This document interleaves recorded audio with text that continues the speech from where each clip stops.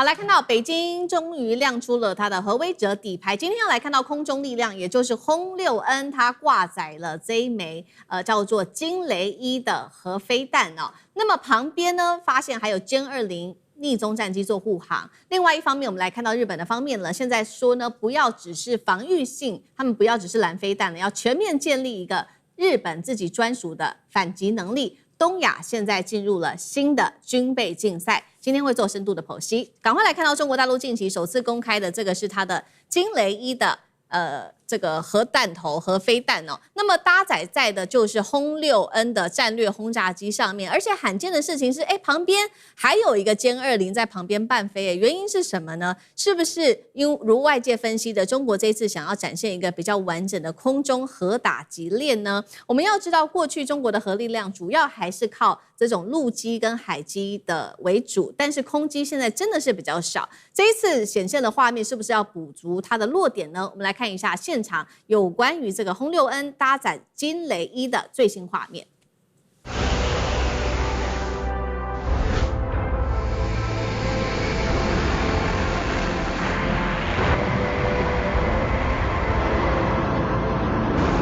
好，所以我們剛剛說，這個中國大陸過去的核打擊能力主要是在陸基跟海基，這一次空基上面也再次的展現了它這個一體化的作戰當中，包括有逆蹤戰機護航、空中加油機來延伸它的航程，預警機跟指揮系統也會一起來做支援，來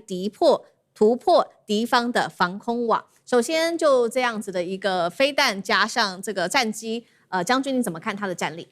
這驚雷1是去年這個93閱兵的時候，解放軍才展示出來，在閱兵典禮上展示出來的這種空中發射的核武器。那這次來講，我們當然它很多的數據我們並不曉得哈，它並沒有公布。可是有一件事情我們知道，它如果用轟6N來攜帶的話，那我們可以了解轟6N它的最大載彈量可以到15000公斤哈，也就是說，我們看到轟6N這次只攜帶這一枚，那可見的這一枚的導彈的重量少說在10000公斤以上哈，這個是我個人來講，依據轟6N的載重量來做一個推測的哈。所以如果說到這麼重，它當然是射程當然是可以射到非常的遠。那第二個，它可以打多遠呢？這個它可以打多遠並沒有公布，可是轟6N我們知道它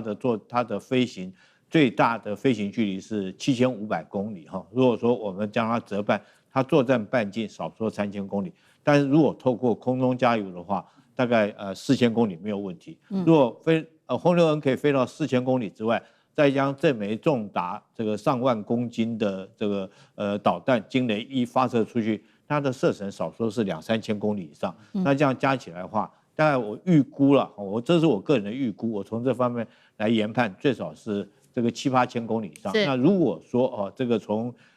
中國的北邊來講，譬如說是白令海峽，因為前一陣子我們也經常看到中俄經常在做聯合的空中戰備警巡，那中國的轟6N也跟俄羅斯的圖95在一起聯合飛行過哈。那如果說從白令海峽這邊這個射程達7-8000公里以上的話，那一定是夠得到美國的本土哈。所以我認為這次這個驚雷1代表是空中的核打擊力量。另外來講的話，我們看到這個今年上半年的時候，這個解放軍就在上個月發射了一枚海中發射的巨浪3的潛射型的這種戰略導彈。然後當然在2024年的時候，它更發射了一枚東風31AG 的這枚導彈，這是陸射型的這種戰略導彈哈。所以如果說是這次驚雷1出現，很明顯的，我覺得中國解放軍對外表示，它的核打擊3位一體都已經到齊了。它不管是陸上的、空中的，或者是海裡面的3位打擊一體哈，這個核反擊力量都已經完整的具備。尤其是我記得是在上個月的時候，這個解放軍還曾經展示出他們所有的火箭軍，從東風5哈、東風61的這種導彈，東風41哈。包括到東風17，東風這個27哈，這幾款不管是戰略型的核打擊的導彈，或者是戰術型的，我們講的是這個關島快遞，或者是航母殺手哈，同時展現出來。那我想說，這很大的一個意義，就是代表，中國在這個核武器方面已經非常完備。是，大家要曉得，在全世界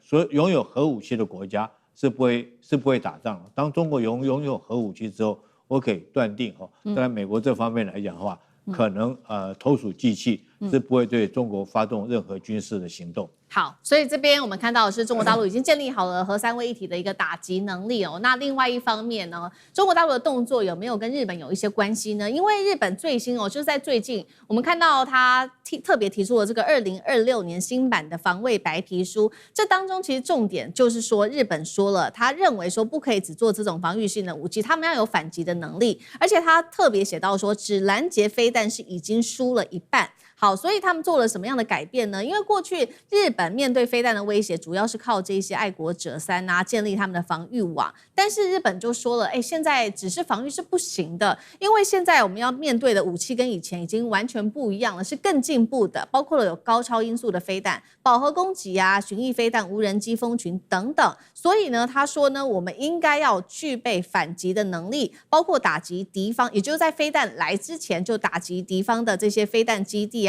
指揮的通信系統更是要削弱敵方的作戰能力。日本另外一方面也同步加強，不管是在太空、網絡戰也就是說，他說在飛彈升空之前，你就可以先透過網絡去癱瘓對方的軍事的指揮、通訊系統、能源跟基礎設施，干擾敵方作戰。另外一方面，他也特別升級了他的實際的武器，包括了12式的這些陸基反艦飛彈之外，還部署了美制的戰斧巡弋飛彈，讓日本另外一方面還具備這種比較遠程的打擊能力。幹哥怎麼看日本的轉變？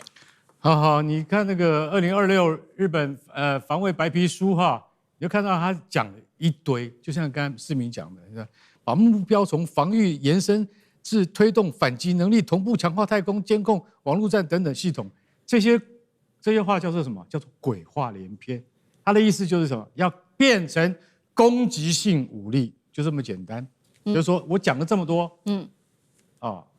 我最終的目的就是我們的這個海上、陸上以及航空自衛隊要變成攻擊武力就對了，就這個意思啦。那合法化就是說，我們日本憲法裡面從2次大戰之後不能夠擁有攻擊性武器，但是因為周邊國家的態勢全部都改變，所以我們要能夠使出的手段是讓敵方認為我們是有能力打擊你而投鼠忌器。這句話我又繞口了，但是實際上他們的意思就是這樣，他們的意思就很簡單，我們現在要部署攻擊性武器。什麼叫攻擊性武器？這幾天來我們都有談過了，對不對？我們在海軍的神盾艦上要部署那個巡弋飛彈然後呢，我們當然你知道日本它其實本來在美國的這個協防之下，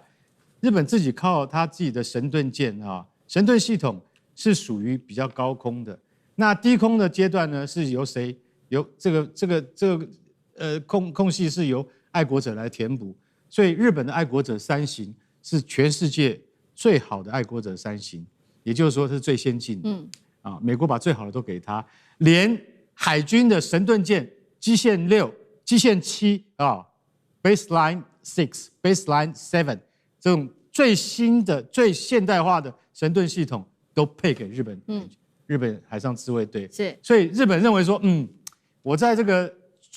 中低空跟高空我都有最好的系統啦，但是日本它終究沒有被美國騙去裝薩德系統，因為那個薩德叫錢坑，所以日本自己發展了叫12式